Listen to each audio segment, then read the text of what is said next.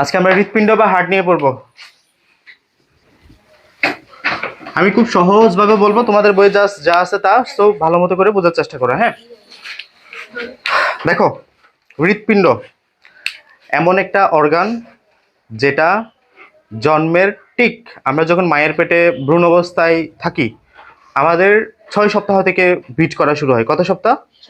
6 সপ্তাহ। মায়ের পেটে যখন আমরা আস্তে আস্তে বেড়ে উঠি, 6 সপ্তাহ পর এটা বিট করা শুরু করে এবং চলে মৃত্যুর আগ পর্যন্ত। যখনই বিট করা বন্ধ করে দিবে, তার মানে দ্য পারসন ইজ ডেড। যখন কোনো একজন মানুষকে মৃত বা ডেড ঘোষণা করা হয়, তার পালস চেক করা হয়, তার বিট চাষ করা হয়, তার ইসিজি চেক করা হয়। ইসিজি ফ্ল্যাট যখন আসে, তার মানে ডিক্লারেশন করে দেওয়া হয় মানুষটা কি মৃত। তার মানে একজন মানুষ জীবিত কিনা সেটার একটা সাইন দিবে কে? হৃৎপিণ্ডের কার্যকারিতা বা হৃৎপিণ্ডের ফাংশনটা। ঠিক আছে, সার্কুলেটরি সিস্টেম। তাহলে আমরা পড়তেছি যে আমরা ধরো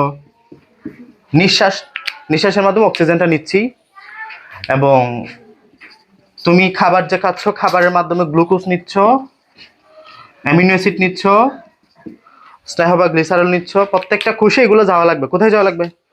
প্রত্যেকটা কোষে। কিসের মাধ্যমে যাবে? অক্সিজেন। এগুলো কিসের মাধ্যমে যাবে কে বলতো? গতকাল পরে দিন পড়াইছি। রক্ত। রক্ত কিসের মাধ্যমে যাবে? রক্ত বা ব্লাডের মাধ্যমে যাবে। প্রত্যেকটা কোষে কিসের মাধ্যমে যাবে? রক্ত বা ব্লাডের মাধ্যমে। এখন এই রক্ত কি এমনি এমনি যাবে? তোমার বডিতে এমনি এমনি কিন্তু রক্তটা যাবে না। প্রত্যেকটা কোষে দেখো, তুমি এখানে হাত দিয়ে দেখো, ব্লাডটা সার্কুলেট হচ্ছে। তাহলে কেন যাচ্ছে? কিভাবে যাচ্ছে? দেখো, আমাদের মাঝখানে হৃৎপিণ্ড নামক একটা অর্গান আছে, আমাদের বক্ষ গহ্বরে। এই বক্ষ গহ্বর এটা পাম্প করতে থাকে প্রতিনিয়ত। প্রতিনিয়ত পাম্প করতেছে, মিনিটে 75 বার থেকে 80 বার করে। এটা প্রতি পাম্পে রক্তটা ফুল বডি থেকে একবার তার এখানে আসতেছে, দেন সে আবার পাম্প করতেছে, দেন আবার ফুল বডিতে সাপ্লাই হয়ে যাচ্ছে। এভাবে করে আলটিমেটলি সে দেহের প্রত্যেকটা কোষে রক্তটা পৌঁছায় দেয়।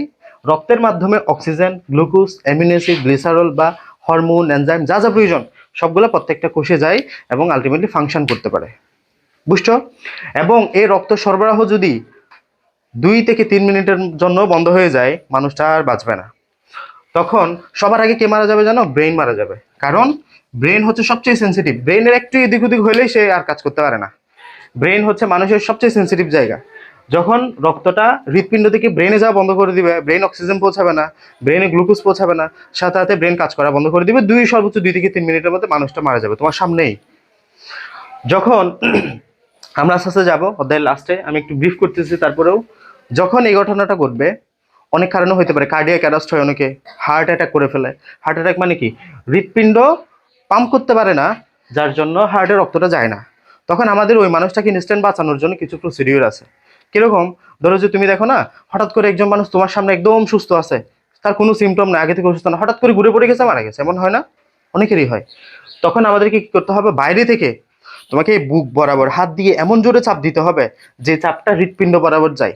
মানে হৃৎপিণ্ড নিজে পাম্প করতে পারতেছে না, তোমাকে বাইরে থেকে এমন একটা প্রেসার দিতে হবে যেন হৃৎপিণ্ড তোমার হাতের প্রেসারে কিছুটা পাম্প হয় এবং রক্তটা এখান থেকে পুশ হয়ে যেন ব্রেন অব্দি যায়। কয়েক মিনিট অন্তত বেঁচে থাকবে মানুষটা। মানে বেঁচে থাকবে বলতে, যদি তোমার পাম্পের জোরে তুমি এত জোরে চাপ দিবা যেন বুকের হাড্ডিও ভেঙে যায়, সমস্যা নাই, হাড্ডি ভাঙলে কিন্তু মানুষটা মারা যাবে না, এগুলো আবার ঠিক হয়ে যাবে পরে। কিন্তু তুমি যদি চাপটা ঠিকভাবে না দাও, মানুষটা তোমার সামনে 2 1 মিনিটের মধ্যে মারা যাবে। তো আমাদেরকে তোমার জোরে, তোমার চাপের জোরে, হয়তোবা যে ব্লকটার কারণে হার্ট অ্যাটাকের জন্য যে ব্লক তৈরি হয়েছে, ব্লকটা খুলে যায়, মানুষ ইনস্ট্যান্ট তোমার সামনে বেঁচে যেতে পারে। যেটাকে আমরা সিপিআর বলি, কার্ডিও পালমোনারি রিসাসিটেশন। ওকে? তো এই অধ্যায়ে মূলত আমরা এই বিস্তারিতটা পড়বো, হার্ট কিভাবে ফাংশন করে, হার্টের মধ্যে কি আছে, হৃৎপিণ্ডের মধ্যে কি আছে, এই বিষয়গুলো জানবো। ঠিক আছে? আচ্ছা, খেয়াল করো, আমাদের হার্ট অবস্থান কোথায়, কোথায় অবস্থান করে? হ্যাঁ, দেখো, আমাদের বডির কিছু অংশ আছে। এই যে এটা হচ্ছে যে পেট বা অ্যাবডোমেন। এখানে আমাদের একটা ছাতার মতো অঙ্গ আছে। কি আছে? এই যে এ বরাবরে আমাদের ছাতার মতো একটা অঙ্গ আছে, যেটাকে আমরা বলি মধ্যচ্ছদা বা ডায়াফ্রাম। মধ্যচ্ছদা বা ডায়াফ্রাম।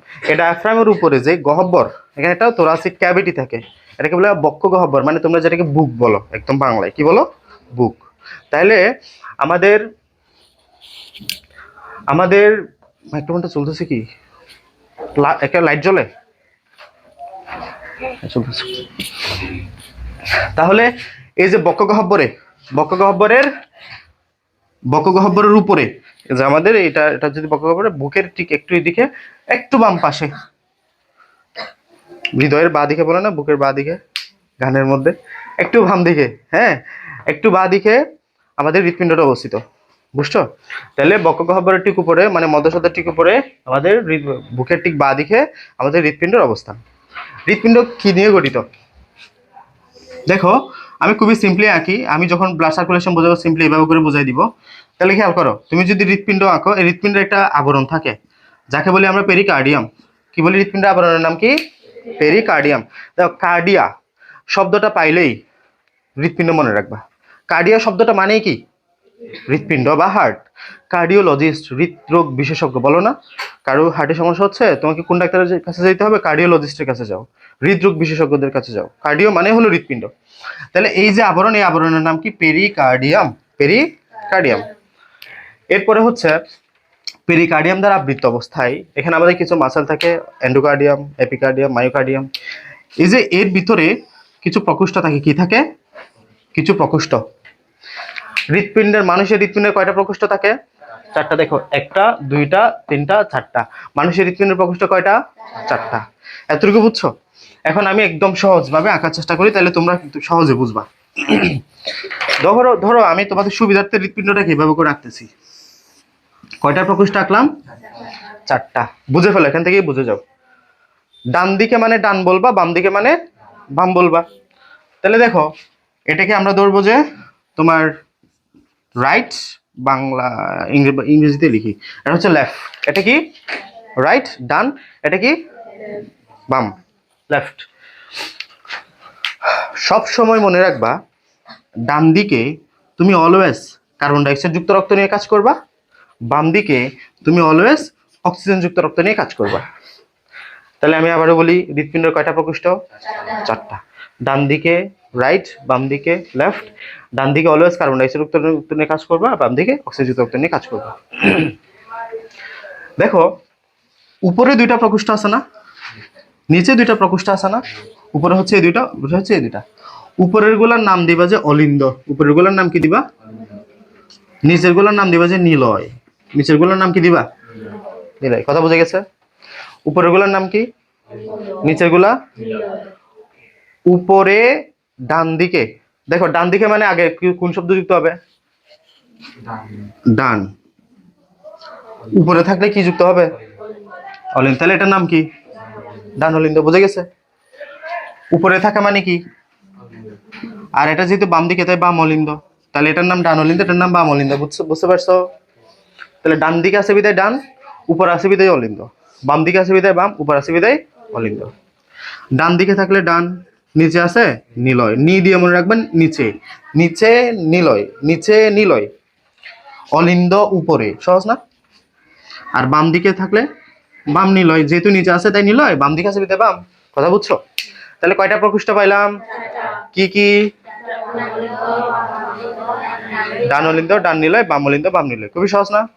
ডান অলিন্দ, বাম অলিন্দ, ডান নিলয়, বাম নিলয়।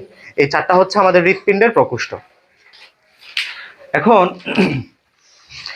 এই ডান অলিন্দ এবং ডান নিলয়ের মাঝে একটা ট্রাইকাসপিড কপাটিকা থাকে।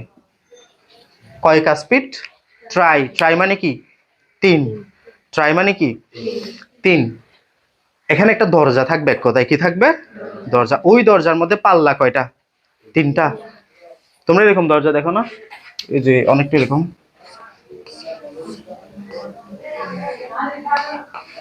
এরকম কিছু দরজা দেখো না? এখানে কয় পাল্লা? দুইটা পাল্লা। এই যে এরকম করে খুলো, তার মানে কয় পাল্লা? দুই পাল্লা। এখানে যে দরজাটা আছে, মানে যে এটা আছে, এটা কয় পাল্লা? এই জন্য বলতেছি ট্রাই কাসপিড। কাস মানে হলো ভাল বা পাল্লা। মানে তুমি যদি ইংরেজিতে না বললো, তাহলে বলবা যে তিন পাল্লা বিশিষ্ট কপাটিকা। তিন পাল্লা বিশিষ্ট কপাটিকা। আর বাম দিকে থাকবে বাই কাসপিড কপাটিকা, মানে অনেকটা এটার মতো দুই পাল্লা বিশিষ্ট একটা দরজা থাকবে। বুঝছো? তাহলে ডান অলিন্দ থেকে ডান নীলের মাঝে একটা ছিদ্র আছে, বাম অলিন্দ থেকে বাম নীলের মাঝে একটা ছিদ্র আছে। এতটুকু ক্লিয়ার? আমরা সার্কুলেশনে চলে যাই তাহলে এবার। হ্যাঁ, হৃৎপিণ্ডের গঠনে কারো কোনো সমস্যা আছে? কয়টা প্রকোষ্ঠ? ডান অলিন্দ, ডান নীলয়, বাম অলিন্দ, বাম নীলয়। ওকে, এখন আসো একদম শুরুটা কিভাবে হবে। তোমার বডির চারিপাশে রক্ত আছে, দেখো উপরে এখানে রক্ত, এখানে রক্ত, নিচে এখানে রক্ত, এখানে রক্ত, পেটে, ফুল বডিতে রক্ত। শুরুর দিকে এই কার্বন ডাইঅক্সাইড যুক্ত রক্তটা আসবে এখানে, কিসের মাধ্যমে আসবে? দেহের উপরের অংশ থেকে, মানে মাথা, ঘাড়, হাত, এগুলো উপরের অংশ না? আর নিচের অংশ কি? পা, এটা। তাহলে উপর অংশ থেকে রক্ত আসবে ঊর্ধ্ব মহাশিরার মাধ্যমে। কিসের মাধ্যমে? ঊর্ধ্ব মহাশিরা। সব সময় মনে রাখবা, শিরা কার্বন ডাইঅক্সাইড যুক্ত রক্ত পরিবহন করে। কি যুক্ত? কার্বন ডাইঅক্সাইড যুক্ত। ধমনী অক্সিজেন যুক্ত রক্ত পরিবহন করে। ধমনী অক্সিজেন যুক্ত রক্ত পরিবহন করে। ঊর্ধ্ব কেন বলতেছো? উপরের অংশ থেকে আসছে, যে মাথা এখান থেকে আসছে। শিরা কেন? কার্বন ডাইঅক্সাইড যুক্ত রক্ত নিয়ে আসবে। কি যুক্ত? মহা কেন? কারণ এটা যেন তেন রক্ত না, অনেক বেশি রক্ত নিয়ে আসবে। দেখো অনেক অংশ না, এখানে বড় হইতে হবে না নালীটা, অনেক রক্ত নিয়ে আসবে। কিন্তু মহাশিরা বলতেছো, সাগর, মহাসাগর বলো না? তাহলে এই কার্বন ডাইঅক্সাইড যুক্ত রক্তটা ঊর্ধ্ব মহাশিরার মাধ্যমে ডান অলিন্দে আসছে। কথা বোঝা গেছে? একই সময়ে শুধু উপর থেকে আসলে হবে? নিচ থেকে আসে না? পা, পেট, এখান থেকে যেতে হবে না? তাহলে নিম্ন মহাশিরার মাধ্যমে কার্বন ডাইঅক্সাইড যুক্ত রক্তটা, তাহলে এটা কিসের মাধ্যমে যাবে? নিম্ন মহাশিরা। এই নিম্ন মহাশিরার মাধ্যমে কার্বন ডাইঅক্সাইড যুক্ত রক্তটা আবার কোথায় আসবে? ডান অলিন্দে। তাহলে বুঝো, ডান অলিন্দে আগে কার্বন ডাইঅক্সাইড যুক্ত রক্তটা আসতেছে, এই যে ঊর্ধ্ব মহাশিরার মাধ্যমে, নিম্ন মহাশিরার মাধ্যমে ডান অলিন্দে আসছে। ওকে, এরপরে ডান অলিন্দ যখন সংকুচিত হয়ে যাবে, এটা এখন সংকুচিত হয়ে যাবে, রক্ত দ্বারা পরিপূর্ণ হওয়ার পরে এটা সংকুচিত হয়ে যাবে। সংকুচিত হলে ডান অলিন্দ থেকে কোথায় যাবে? এখন কিসের মাধ্যমে যাবে? এই কপাটিকা একটা আছে না এখানে, কপাটিকাটা খুলে যাবে। এখন কপাটিকাটা খুলে যাবে, দরজাটা খুলে যাবে। দরজা খুলে গেলে রক্তটা এখান থেকে এখানে পড়ে যাবে। কথা বুঝছো? তাহলে রক্তটা ডান অলিন্দ আসছে, ডান অলিন্দ আসছে, ডান অলিন্দ আসার পরে ট্রাইকাসপিড কপাটিকা খুলে গেছে, খুলে যাওয়ার পরে ডান নিলয় আসছে। কথা বুঝছো? ডান নিলয় যখন আবার সংকুচিত করবে, এটা তো রক্ত এখানে নিয়ে বসে থাকবে না, সংকুচন বসানো হয়ে চলতে থাকবে না? এটা যখন আবার সংকুচিত হবে, তখন রক্তটা এখান থেকে চলে যাবে ডিরেক্ট কোথায়? ফুসফুস বা লাঙে। কোথায় চলে যাবে? লাঙে। বুঝছো? কি যুক্ত রক্ত? Carbon dioxide. এই যে, তাহলে কার্বন ডাইঅক্সাইড যুক্ত রক্তটা যাচ্ছে না? কার্বন ডাইঅক্সাইড যুক্ত রক্ত ফুসফুসে গিয়ে কি হবে? অক্সিজেনেটেড হবে। আমরা যে অক্সিজেনটা নিচ্ছি, এই যে বাতাস অক্সিজেন নিচ্ছ না, অক্সিজেনটা যাবে কোথায়? ফুসফুসে। ফুসফুস থেকে গিয়ে ওই রক্তের সাথে মিশে যাবে, অক্সিজেনটা মিশে যাবে। দেন কার্বন ডাইঅক্সাইড ছেড়ে দিচ্ছ না, কোথেকে আসছে? এই যে কার্বন ডাইঅক্সাইড যুক্ত রক্ত যেটা লাঙে নিয়ে যাচ্ছ তুমি, ওইটা এখন আবার ওই অক্সিজেনটা দিবে, কার্বন ডাইঅক্সাইডটা নিবে। এই যে তুমি অক্সিজেনটা বায়ু থেকে নিচ্ছ, কার্বন ডাইঅক্সাইডটা আবার বের করে দিচ্ছ। এই কার্বন ডাইঅক্সাইডটা আলটিমেটলি দিকে বেড়ে যাবে, কার্বন ডাইঅক্সাইড যুক্ত রক্ত যেটা এখানে আসছে সেটা এখন অক্সিজেন যুক্ত হয়ে যাবে। কথা বুঝছো? আলটিমেটলি তোমার কার্বন ডাইঅক্সাইড যুক্ত রক্ত অক্সিজেন যুক্ত হবে লাঙে গিয়ে। কথা বুঝছো? তাহলে ডানলে ঊর্ধ্ব মহাশিরার মাধ্যমে এখানে আসলো, নিম্ন মহাশিরার মাধ্যমে এখানে আসলো, এখান থেকে গেল এখানে, এখান থেকে গেল লাঙে, ফুসফুসে। ফুসফুসে গিয়ে কি হলো? কার্বন ডাইঅক্সাইডে কি যুক্ত হলো? অক্সিজেন যুক্ত হলো। এই অক্সিজেন যুক্ত রক্তটা এখন কি হবে? দেখো, অক্সিজেন যুক্ত রক্তটা এখানে আসবে, বাম অলিন্দে আসবে। ঠিক আছে, এগুলো আমি একটু বলে দিই। এখানে যাবে পালমোনারি, ধমনির মাধ্যমে এখান থেকে এটা যাবে, মানে এখানে একটা রক্তকণি, রক্ত যে বাহিকা, এটার নাম কি? পালমোনারি ধমনী। আর এটার নাম হচ্ছে পালমোনারি শিরা। ওকে, মনে রাখতে পারো। বা ফুসফুসীয় শব্দ, ফুসফুসীয় ধমনী, ফুসফুসিরা। তাহলে এখান থেকে রক্তটা এখানে আসবে। এবার তাহলে দেখো, ডান নিলয় থেকে গেল কোথায়? ফুসফুসে। ফুসফুসে গিয়ে কি হলো? অক্সিজেন যুক্ত হলো। অক্সিজেন যুক্ত রক্তটা এখন কোথায় আসবে? বাম অলিন্দে আসবে। দেখো, এই যে আমি বললাম কি, বাম দিকে তুমি কি নিয়ে কাজ করবা? অক্সিজেন যুক্ত রক্ত নিয়ে। দেখো আমি বাম দিকে কাজ শুরু করে দিছি না? এই যে এখন কি যুক্ত রক্ত আসবে এখানে? অক্সিজেন যুক্ত। কোথায় আসবে? বাম অলিন্দে। বাম অলিন্দ থেকে এখন বাইকাসপিড কপাটিক আছে না, এখানে দুই পাল্লা বিশিষ্ট একটা দরজা আছে না, ওই দরজাটা খুলে যাবে। বলবে আমার রক্ত চলে আসছে, এবার দরজা খুলে দাও। দরজাটা খুলে যাবে, রক্তটা দরজা খুলে গিয়ে আলটিমেটলি বাম নিলয়ে চলে আসবে রক্তটা। বাম নিলয়ে যখন এখন পাম্প করবে, এখান থেকে মহাধমনী সারা দেহে চলে যাবে। কিসের মাধ্যমে? মহাধমনীর মাধ্যমে তোমাদের প্রত্যেকটা অঙ্গ প্রত্যঙ্গে চলে যাবে।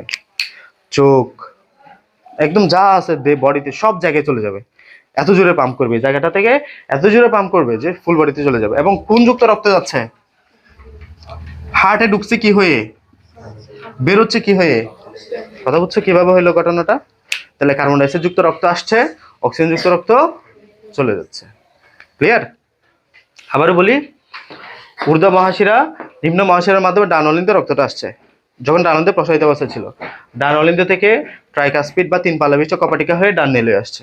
ডান নিলয় থেকে ফুসফুসে গেছে, ফুসফুসে গিয়ে কার্বনডাইঅক্সাইড তরল অক্সিজেন যুক্ত হয়েছে, অক্সিজেন যুক্ত হয়ে বাম অলিন্দ আসছে, বাম অলিন্দ থেকে বাম নিলয়ে গেছে, বাম নিলয় থেকে সারা দেহে চলে গেছে। আবারও বলি, নিম্ন মহাশিরা ঊর্ধ্ব মহাশিরার মাধ্যমে ডান অলিন্দ আসছে, ডান অলিন্দ থেকে ডান নিলয়ে গেছে, ডান নিলয় থেকে ফুসফুসে গেছে, ফুসফুস থেকে বাম অলিন্দ আসছে, বাম অলিন্দ থেকে বাম নিলয়ে গেছে, বাম নিলয় থেকে অ্যাওয়ার্টা বা মহাধমনের মাধ্যমে সারা দেহে গেছে।